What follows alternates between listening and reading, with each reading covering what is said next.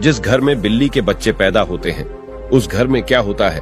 और दोस्तों, ये बात जानना हमारे लिए बहुत जरूरी है, इसलिए बोल रहा हूं कि वीडियो पूरा देखना। बिल्लियां दुनिया की सबसे मशहूर पालतू जानवर है और जहां भी इंसान रहते हैं वहां ही पाई जाती है। प्रिय दर्शकों, आज के इस वीडियो में आप जान लेंगे कि जिस घर में बिल्ली अपने बच्चों को जन्म देती है उस घर में क्या होता है। यदि आप भी अपने घर में बिल्ली रखते हैं, बिल्लियां पालते हैं, उन लोगों को भी इस वीडियो को जरूर सुनना चाहिए। कुत्ते और बिल्ली पालना आज के युग में एक फैशन हो गया है। हर घर में लोग कुत्ते और बिल्लियां पालते हैं। लेकिन प्रिय दर्शकों, कुत्ते बिल्ली पालना क्या सही होता है या गलत, आज इस वीडियो में आप जान लेंगे।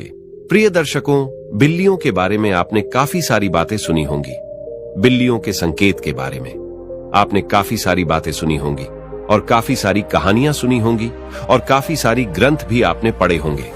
लेकिन उसको आज जो सच्चाई हम आपको बताने जा रहे हैं, यह हर व्यक्ति को सुननी चाहिए। शास्त्रों का ऐसा मत है कि इस संसार में ऐसा कोई घर नहीं होता है जिसने बिल्ली का आगमन नहीं होता है। बिल्ली हर उस घर में जाती है जिस घर में मनुष्य रहते हैं। लेकिन क्या प्रिय दर्शकों, आप इस बात को जानते हैं कि यदि आपके घर में बिल्लियां आती है और अक्सर आती रहती हैं, तो उनका क्या संकेत होता है?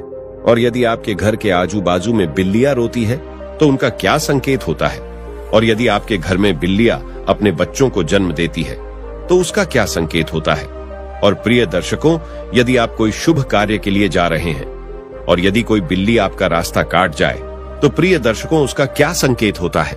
दोस्तों, बिल्ली एक मांसाहारी स्तनधारी जानवर है। इसकी सुनने और सूंघने की शक्ति प्रखर है और यह कम रोशनी, यहां तक कि रात में भी देख सकती है।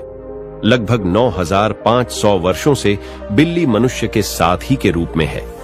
प्राकृतिक रूप से इनका जीवन का लगभग 15 वर्षों का होता है। श्री हरि विष्णु कहते हैं कि जिस घर में बिल्लियां अपने बच्चों को जन्म देती है उस घर में मां लक्ष्मी का आगमन होता है। लेकिन यह कितना सच है और कितना झूठ है, अब वीडियो को आगे बढ़ाते हैं। प्रिय दर्शकों, प्राचीन काल समय की बात है। एक नगर में एक औरत रहती थी। उस औरत का एक पुत्र होता है। तो प्रिय दर्शकों, उसका वो पुत्र अपाहिज होता है। उसका वो पुत्र बिल्कुल अपाहिज होता है। नहीं तो वो बिस्तर से उठ पाता है और न ही वो चल पाता है। अब वो औरत अपने पुत्र की ऐसी माली हालत देखकर बड़ी दुखी रहती है। हर समय उसको ये चिंता खाई जाती है कि मेरे इस पुत्र का क्या होगा। प्रिय दर्शकों, अब जब दूसरा साल लगता है तो दूसरे साल में उस औरत को दूसरा पुत्र होता है। तो प्रिय दर्शकों, उसका दूसरा पुत्र भी बिल्कुल अपाहिज होता है। वो भी उस औरत की पहले पुत्र की तरह ही बिल्कुल अपाहिज होता है। नहीं तो उसका वो दूसरा पुत्र अपने बिस्तर से उठ पाता है और न ही वो चल पाता है।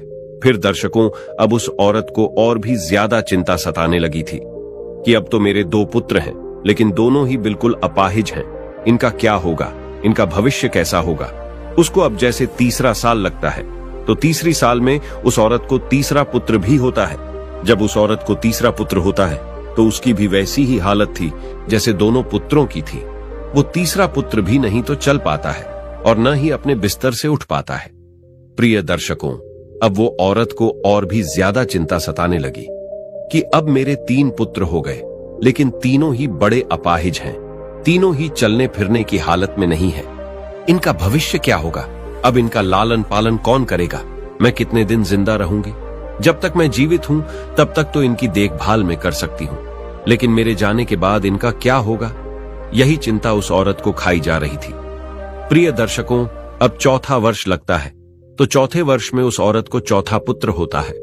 तो प्रिय दर्शकों, चौथा पुत्र भी अपाहिज होता है। वो चौथा पुत्र भी सेम वही कंडीशन में होता है। वो भी नहीं तो बिस्तर से खड़ा हो पाता है, नहीं चल पाता है। प्रिय दर्शकों, अब उस औरत की और भी ज्यादा हालत खराब हो जाती है। अब वो सोचने लगती है कि हो सकता है मेरी कोख से हमेशा अपाहिज पुत्र ही जन्म क्यों लेते हैं। हो सकता है मेरी कोख में कोई मिस्टेक है, मेरी कोख ही खराब है। यही सोचकर वो औरत बड़ी दुखी हो जाती है। अब कुछ दिनों बाद 5वां साल लग जाता है और 5वें साल में उस औरत को 5वां पुत्र होता है। तो प्रिय दर्शकों, 5वां पुत्र भी उन्हीं की तरह होता है जैसे कि पहले 4 पुत्र हुए थे। वो 5वां पुत्र भी नहीं तो अपने बिस्तर से उठ पाता है और न ही वो चल पाता है।